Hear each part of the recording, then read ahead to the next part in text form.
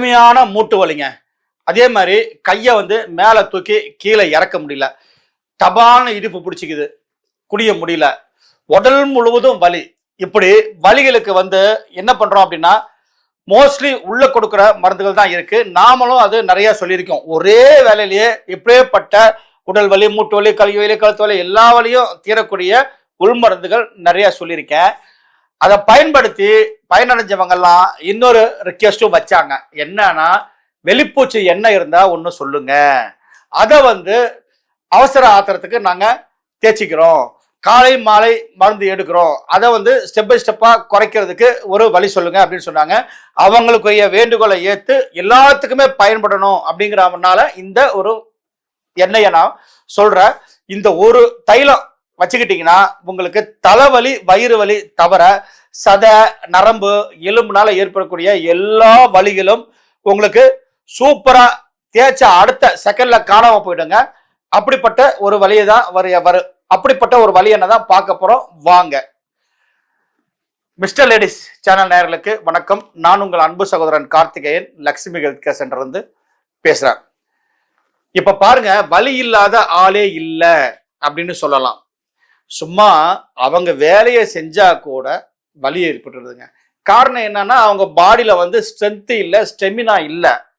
இது ஒரு பக்கம் இருக்க, ஏகப்பட்ட நோய்கள், எலும்பு தேய்மானம், வெட்ட, அதாவது ஒயிட் டிஸ்சார்ஜ், இதனால என்னாகும், பாடி வீக் ஆகும், வேற ஏதாவது ஒரு ஃபீவர், இப்படி வலிகளுக்கு வந்து ஏகப்பட்ட காரணங்கள் இருக்கு. அதே மாதிரி ஸ்போர்ட்ஸ் இன்ஜுரி, ஆக்சிடென்டல் கேசஸ், இது மாதிரி சதைகள்லையும் நரம்புகள்லையும் எலும்புகள்லையும் ஏகப்பட்ட வலிகள் ஏற்படலாம். அதுக்கு மருந்து இல்லாம எப்படி என்ன செய்யறதுன்னு சொல்லியிருந்தேன். அதை பார்க்கலாம் வாங்க. தேவையான பொருட்கள் இதை வந்து நாம என்ன பண்ணலாம் அப்படின்னா, ஒரு 4 பாட்டா பிரிச்சுக்கலாம். ஃபர்ஸ்ட் பார்ட்ல வந்து ஓட்டு நவச்சாரம், அது என்ன பண்ணணும், உங்களுக்கு கட்டியா வெள்ளையா இருக்கும், அதை வந்து அரைச்சி பவுடராக்கி ஒரு 100 கிராம் எடுத்து வச்சுக்கோங்க. அடுத்து வந்து படிகாரத்தை சுத்தி பண்ண வேண்டிய அவசியம் இல்லை, அதையும் இடிச்சு அரைச்சி பவுடராக்கி ஒரு 100 கிராம் எடுத்து வச்சுக்கோங்க. அடுத்து வந்து வெள்ளை பூண்டு ஒரு 200 கிராம், இது 100 கிராம், அது 100 கிராம். வெள்ளைப்பூண்டு எப்படி இருக்கணும் அப்படின்னா, ஒத்த பல்லா இருக்கணும், மலை பூண்டா இருக்கணும்.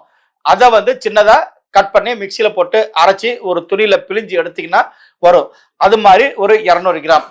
இது மூணுத்தையும் என்ன பண்றீங்க அப்படின்னா, ஒரு இரும்பு உலக்கையில முதல்ல நவச்சாரம் படிகாரத்தை போட்டு கொஞ்சம் நல்லா கலக்குங்க. கலக்கிட்டு கொஞ்சம் கொஞ்சமா இந்த வெள்ளைப்பூண்டை போட்டு அரைங்க. அரைச்சிங்கன்னா உங்களுக்கு ஒரு சாந்து மாதிரி ஒரு உருண்டை கிடைக்கும். இந்த உருண்டைய தனியா எடுத்து வச்சுக்கிறீங்க. அடுத்து வந்து சுருட்டு தானே அப்படின்னு நினைக்காதீங்க. அந்த காலத்துல லகரி வஸ்துக்களையும் மருந்துகளா நம்ம முன்னோர்கள் பயன்படுத்தியிருக்காங்க. நாம தான் அதை என்ன பண்றோம், மிஸ்யூஸ் பண்ணி கட்டதுக்கு யூஸ் பண்ண ஆரம்பிச்சிட்டோம். ஒரு சுருட்டு, வெற்றலை வந்து ஒரு நல்ல கொழுந்துவத்திலன்னு இல்லை, கார வெத்தலைன்னு சொல்லுவாங்க, அது வந்து ஒரு 5. பட்டை வற்றல்னா மிளகா வற்றல், காஞ்ச மிளகா, அது வந்து ஒரு 15. இதை எந்த அளவுக்கு சின்னதா நறுக்க முடியுமோ நறுக்கி வச்சுக்கோங்க. அடுத்து பச்சை கற்பூரம் ஒரு 50 கிராம், பூங்கற்பூரம் 50 கிராம், நாட்டு மருந்து கடையில கேட்டா கொடுப்பாங்க. இதையெல்லாம் தூள் செஞ்சு வச்சுக்கோங்க.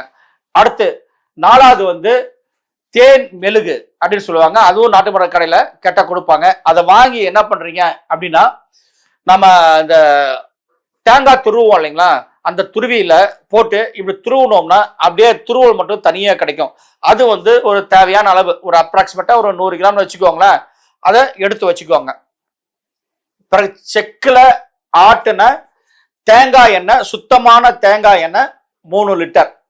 இப்ப ஏன் சுத்தமான தேங்காய் எண்ணெய் அப்படின்னு சொல்றேன், ஏன் செக்கில் ஆட்டணும் அப்படின்னு சொல்றேன்னா, இப்ப இருக்கிற ப்ராசஸ் எல்லாம் மாஸ் ப்ரொடக்ஷன்ல பண்ணக்கூடிய மெத்தடு. இந்த மெத்தட்ல வந்து நிறைய ஹீட் உருவாகும். பொதுவா எண்ணெய்கள் வந்து ஒரு 50 டிகிரி சென்டிகிரேட்டுக்கு மேல வந்து ஹீட் உருவாச்சுன்னா அதுல இருக்கக்கூடிய சத்துக்கள்லாம் ஆவியாகி போயிடும். வெறும் சக்கையை வச்சுட்டு நம்ம என்ன பண்றது, அதே நாட்டு மர செக்கில் ஆட்டின எண்ணெயா இருந்ததுன்னா வேகமா சுத்தாம மெதுவா சுத்தம். 2வது வந்து மர செக்கு, இதனால அதனுடைய டெம்பரேச்சர் மிஞ்சி போனா ஒரு 35 டிகிரிக்கு மேல போகாது ப்ராசஸ்ல, அதனுடைய உயிர் சத்துக்கள் அப்படியே இருக்கும். அதனாலதான் நாட்டு மரச்செக்கு என்ன பயன்படுத்துங்கன்னா நம்ம ஒவ்வொரு காலையிலும் செய்யறோம். இப்படி உருவான தேங்காய் எண்ணெய் வந்து ஒரு 2 லிட்டரு எடுத்து வச்சுக்கோங்க. 2ல இருந்து 3 லிட்டர் வரைக்கும் நம்ம எடுத்துக்கலாம். இப்போ என்ன பண்ணலாம் அப்படின்னா, இந்த தேங்காய் எண்ணெய் இருக்கு பாத்தீங்களா, தேங்காய் எண்ணெய் வந்து வானிலையில ஊத்தி அடுப்புல வச்சு பத்த வைங்க. பத்த வச்சுட்டு நம்ம உருட்டி வச்சிருக்கோம் பாருங்க, நவச்சாரம், படிகாரம், வெள்ளைப்பூண்டு துவையல் மாதிரி, அதை வந்து அதுல நல்லா கலக்கி விடுங்க. கலக்கி விட்டு அது என்ன ஆகும் அப்படின்னும் போது கொஞ்ச நேரத்துல வந்து கல்கா இறங்கி எண்ணெய் மட்டும் கொஞ்சம் மேல இருக்கும். அந்த நேரத்துல இன்னொரு பாத்திரத்துல என்ன பண்றீங்க அப்படின்னா, பாத்திரத்துக்குள்ளார ஏற்கனவே பச்சை கற்பூரம், பூங்கற்பூரம் இதை வந்து நாம பவுடர் பண்ணி வச்சிருக்கோம். அதை போட்டுக்கோங்க. அதை போட்டுக்கிட்டு ஒரு வடிகட்டி, சில்வர் வடிகட்டியை மேல வச்சுக்கோங்க. அந்த வடிகட்டியில என்ன பண்றீங்க அப்படின்னா, வேம்பாலம் பட்டை, சுருள் பட்டை, அதை நான் உங்களுக்கு சொல்ல மறந்துட்டேன். இது ஒன்று யூக்லிப்டஸ் ஆயில் வந்து ஒரு 100 ml அதுவும் வாங்கி வச்சுக்கோங்க. வேம்பாலம் பட்டை மேல என்ன பண்றீங்கன்னா அதை ஊத்துறீங்க. ஊத்தும் போது என்ன ஆகும் அப்படின்னா, கீழே இறங்கி கலரா ஃபார்ம் ஆகும். இப்ப ஏற்கனவே என்ன இருக்கு, கீழே பூங்கற்புறம், பச்சை கற்பூரம் போட சொல்லியிருக்கேன். அதோட நம்ம துருவி வச்ச தேன்மிளகையும் கீழே போட்டுருங்க. அப்படின்னா சூடோடு போடும்போது அது உருகி வந்து உங்களுக்கு அதனுடைய ப்ராப்பர்ட்டி நமக்கு கிடைக்கும். இதை போட்டுட்டீங்களா, போட்டதுக்கு அப்புறம் நல்லா கலக்கி வச்சிருங்க. நல்லா ஆறட்டும். ஆறுனதுக்கு அப்புறம் யூக்லிப்டஸ் ஆயிலை எடுத்து அதுல மிக்ஸ் பண்ணி நல்லா குலுக்கி தேவையான அளவு பாட்டிலில் வச்சுக்கோங்க. பார்க்க உங்களுக்கு சிகப்பு கலர்ல இருக்கும் அந்த ஆயில். ரொம்ப அற்புதமான எண்ணெய். இதை என்ன பண்ணணும், வலி இருக்கிற இடத்துல தடவி இப்படி லைட்டா தேய்ச்சி விட்டீங்கன்னா போதும். கொஞ்சம் சூடு பறக்கிற மாதிரி தேய்ச்சி விட்டீங்கன்னா வலி போன இடமே தெரியாதுங்க.